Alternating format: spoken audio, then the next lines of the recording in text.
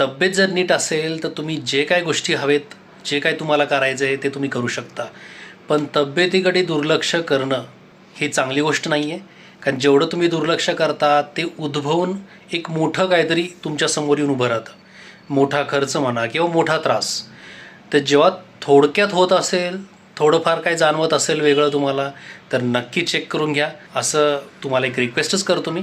कारण माझ्या बाबतीत या गोष्टी घडल्या, मला त्याचं सिरियसनेस माहिती आहे. तुम्हाला काही जरी थोडंफार अनइव्हन वाटलं, काहीतरी रोजच्या रुटीनपेक्षा काहीतरी वेगळं जाणवलं, तर त्वरित चेकअप करून घेणे योग्य पर्याय आहे. वेळीच त्याच्यावर उपचार करून ते क्लिअर करणं खूप गरजेचं आहे. नाहीतर ते पुढं जाऊन इतकं मोठं प्रचंडात नुकसान पण होऊ शकतं आणि तुम्हाला मानसिक त्राससुद्धा होऊ शकतो. त्यामुळे वेळोवेळी या गोष्टीची काळजी नक्की घ्या आणि स्वतःची तब्येत जपा. तब्येतच आपलं पहिली श्रीमंती आहे. तब्येत नीट आहे तर आपण सगळं काय मिळवू शकतो.